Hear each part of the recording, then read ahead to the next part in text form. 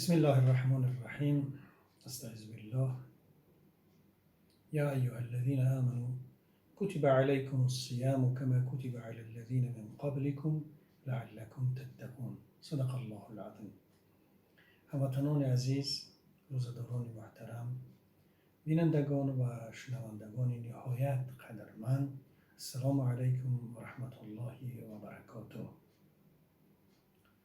اینک ما و شما در آستانه ماه مبارک رمضان قرار داریم. ماه طاعت و عبادت، ماه تزکیه نفس، تقویه روحی، ایمانی و معنوی. همچنین ماهی که در اون الفت و محبت و وحدت و همبستگی است. در این ماه وصلت و به هم آمدن وجود دارد و تقرب و به هم نزدیک شدن در اون جای داده شده است. الله مهربان را سپاسگزاریم که ما و شما را به این ماه مبارک رسانید و از خداوند میخواهم که این ماه را برای همه ما و شما، برای همه مسلمان های عالم، برای همه روزداران مبارک بگرداند و برای ما توفیق بدهد که از این ماه از فیض برکات آن بیشتر و خوبتر استفاده ببریم.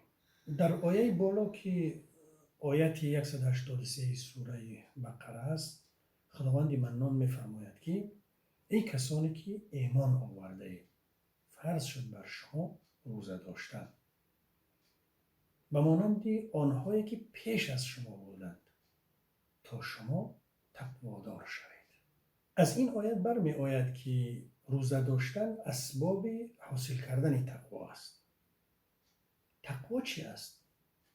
تقوا در لغت همانند یا که همردیف اون را ما در زبانمون نداریم، ولی مناسب است که به معنای پروا کردن باشد. اتق الله فی نفسک، از خدا پروا داشته باش، بی پروا مباش.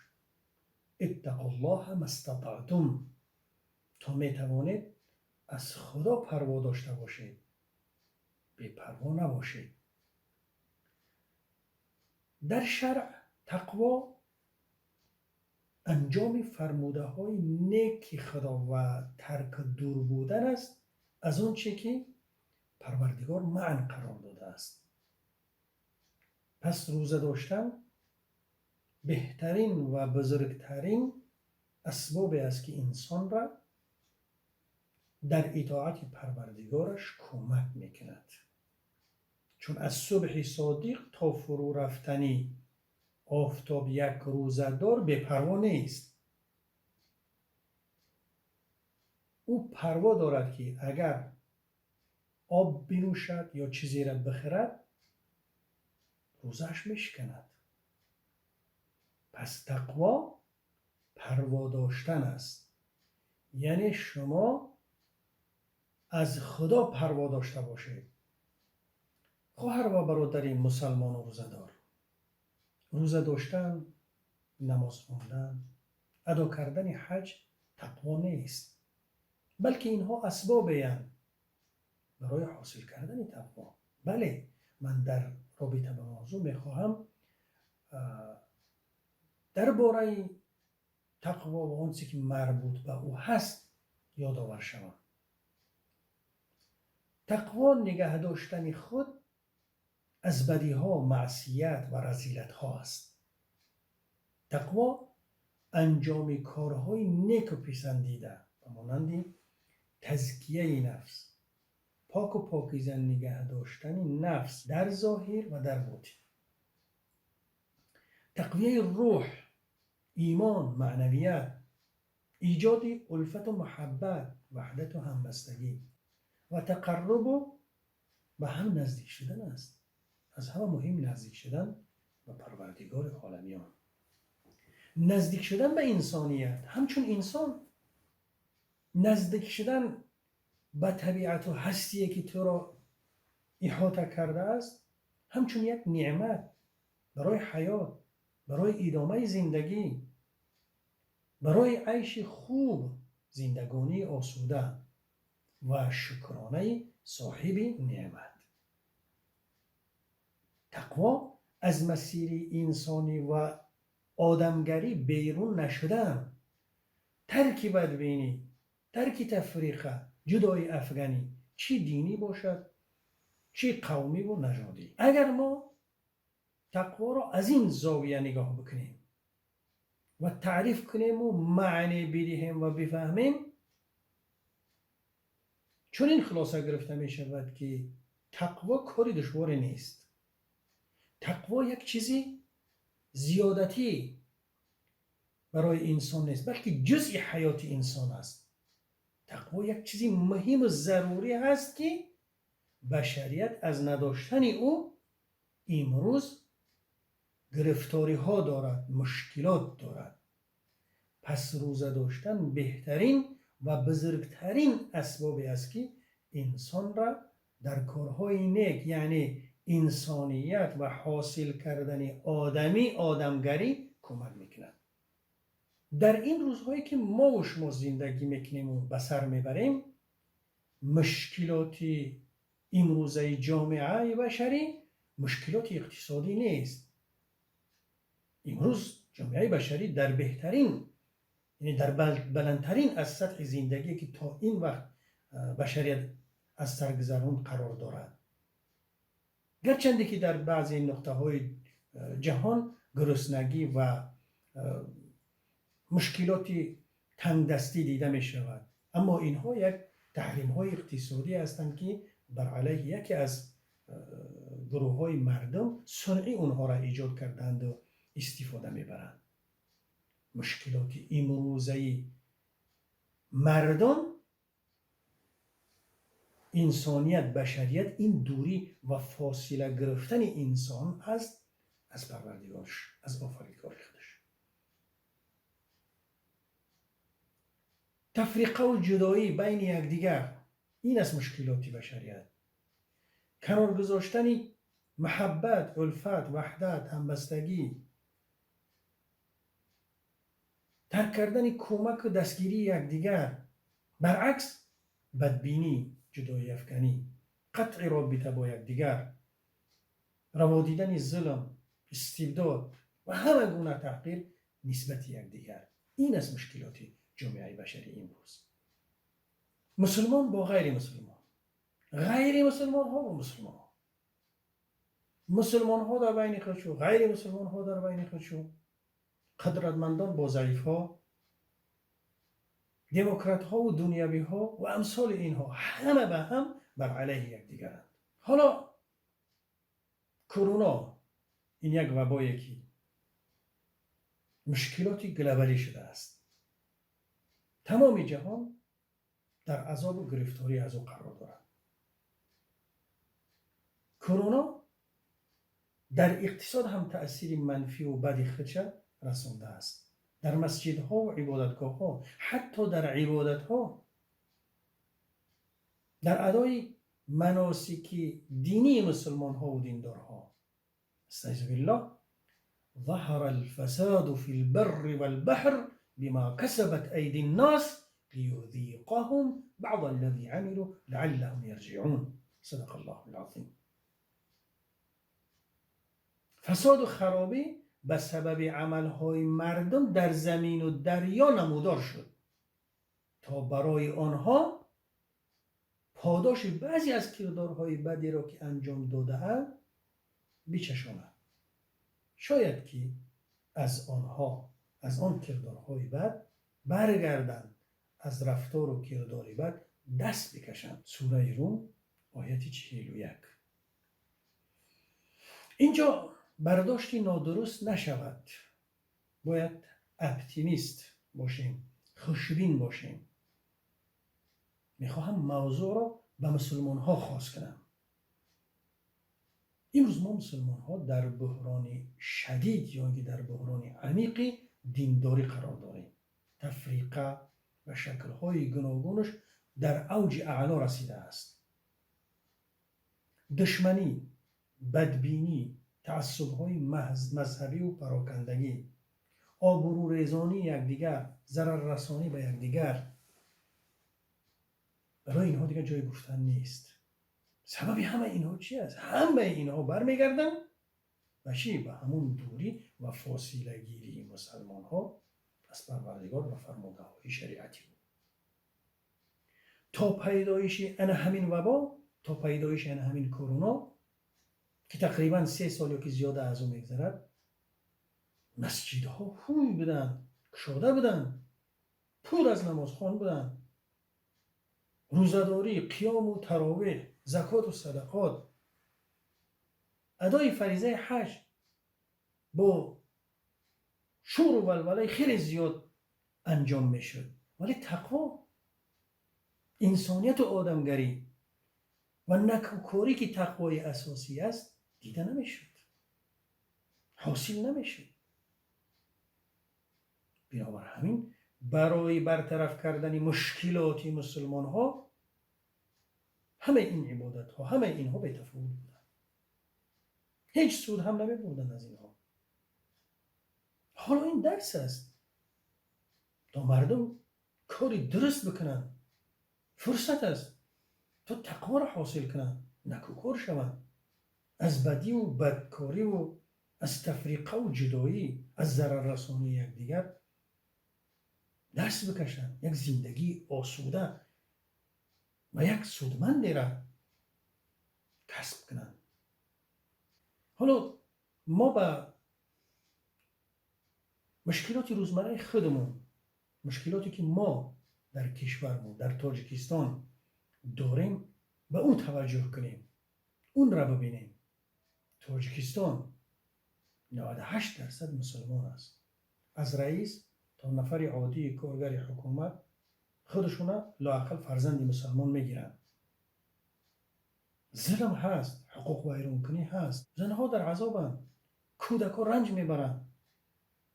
یک پیرمردی که از 80 سال، از 80 بالای عمر، حالا منظورم همون بابای ملادانه که از پسنداز خودش، یک مرد دینداره که از پسنداز خودش فرزند نداره و خانواده زندانیا و به سرپرست ها کمک میکند، دستگیری میکند، بیگناه و تهمت زندان میشود، زندانی میشود. تاجیکستانی که سطح زندگی مردم خیلی پایین است، اما نرخ و نوا، تأمینات معیشی اونها با کشورهایی که اونها از پیشرفته ترین قشر جامعه در دنیا هستند برابر است. قانون وجود ندارد، برای قانون ولایت نیست، برای یک خدمت عسکری ابله، غارت تجارت، بازار مردم، کشتن، زدن، معیوب و مسئول کردن عسکر بچه ها در جای خدمتی خودشون. از روی بیکاری و جای کار نبودن زیاده از 2 میلیون شهروند تاجیکستان برای دریافت قوت لایمو در بیرون است. به جای آنکه حمایه حقوقی و شهروندی اونها بشود توسط کورپوس های دیپلماتی، سفارت ها یا اینکه کارسونکاری ها در خارج کشور، شخصانی که مستقل از مهاجرین کاری حمایت میکنن ترور میشوند، دزدیده و کشور برده میشوند. بالای اونها پرونده های جنایی، تهمت ها با تهمت ها کشیده میشوند. حالا چند پیش عزت امان، یک حامی حقوق مهاجرین که تا به حال معلوم نیست که سرنوشتش چی است و در کجا است، تا این را هم، تا برادر عزت امان را دیگر شخصیت ها، شادروان کرامت الله شریفوف و چندین با شخصیت های ملی و مذهبی دیگر که غیر قانونی و غیر انسانی از کشور روسیه شهروندی کشور روسیه شو بیکار کرده شده و تاجیکستان برده شده و بالای اونها دلای جنایت شده شده، بعضیشون به هلاکت رسانیده شده با هر راههای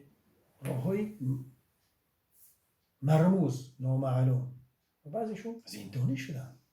درست است که به همه اینها از یک طرف ندانستن ما از حقوق سبب باشه، از طرف دیگر تفریقه و پراکندگی مردمی ما است، یک دست یک دل نیستیم ما برای رفع مشکلات ما، حتی برای حمایه برادر عزت امان، همون کسی که از حقوق مهاجرین کاری حمایت میکرد و سعی تلاش داشت، برای حمایه از اون هم ما یک دل و یک جان و یک دست نیستیم، یک فکر نیستیم. حتی درباره اون هم هر خیلی فکرها گفته می شود. قبل از این، پیش از این، درباره خدا رحمتی کرامت الله هم این گپ ها را می گفتن، نمیدونم امنیتی یا دیگر.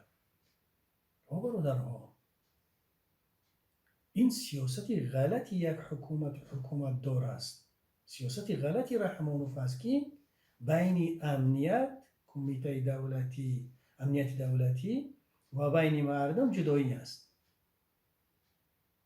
و الا اگر کرامت الله یا این برادر عزت امان و هر کسی دیگر، حتی امنیتی هم که باشن که چونین از حقوق مهاجرین انهمی خیلی دفاع کنن و در حمایه اونها باشن، جونشون از صدقه میشین، باید انهمو خیلی باشن. لیکن ما مشکلات در اینجا است که در حمایه از چنین شخصیت ها هم یک فکر نیستیم، حتی برای حمایه اونها هم یک دل و یک جان و یک دست، یگان اقدام، یگان کاری را انجام نمیدیم. بخشش باشد مخالفین با مخالفین، دیندار و ملا و روحانی با دیندار و ملا و روحانی، یک محل به محل دیگر زید است، اختلاف دارن، بدگویی میکنن، بدبینی میکنن، ضرر رسونی میکنن، نمیدونم این تا کی دوام مییابد، ولی زیان و زحمتش هر روز به ما رسیده ایستاده است و خدا نگه بدارد که این همین خیلی دوام نیابد و زیان و ضررش زیاد نشود. از این دوستان عزیز، ماه مبارک رمضان فرصت است برای قطع فاصله بین آدم و پروردگارش، فرصت است برای قطع جداگی بین همدیگر. ماه رمضان بهترین وسیله و واسطه است برای ایجاد محبت، الفت، وحدت، یکپارچگی. برای چی؟ برای برکنارسازی مشکلات دینی، عقیدتی و دنیوی ما.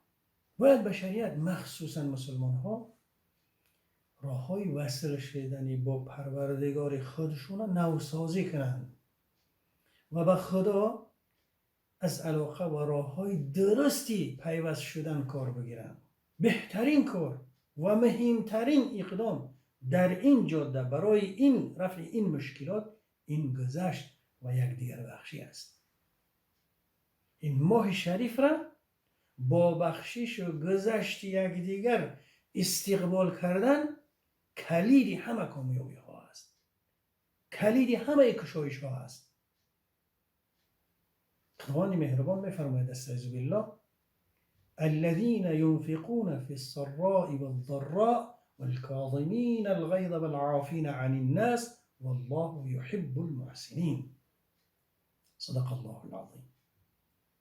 آنهایی که پنهان و آشکارا انفاق میکنند، بذل و نفقه و احسان و صدقات میدهند، و آنهایی که خشم خود را فرو میبرند و به مردم گذشت میکنند، محسنین هستند، احسانکارها هستند و خدا محسنین را دوست می‌دارد. گذشت و یکدیگر بخشی علاوه بر این که نزد پروردگار احسان به شمار می‌رود و پسند است، خداوند او را دوست می‌دارد، در این ماه مبارک ارزشمندترین عمل است و بهترین درمان است برای مشکلات جامعه، برای مشکلات پراکندگی، برای از بین بردن فاصله بین خود و خدا، برای از بین بردن فاصله و جدایی بین یکدیگر. احسان از بلندترین مقام است در بعد اسلام و ایمان، درجه بلندترینی از بندگی است و انشاءالله و در فرصت مناسب درباره احسان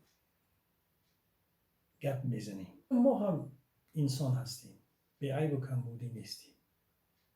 من هم از همین فرصت استفاده برده پیش از ماه مبارک رمضان، پیش از شروع روزه‌داری، از همه نزدیکان و بستگان و از همه دوستان و همکاران که با هم بودیم، کار کردیم، زندگی داشتیم، من رضایت خود را اعلام میکنم که از ایشان راضی هستم. یکایک اونها را من بخشیدم. گمان نکنند که کدام کاری از اونها مورد خشم، غضب یا نارضایتی من باشد. نه، من اونها را بخشیدم.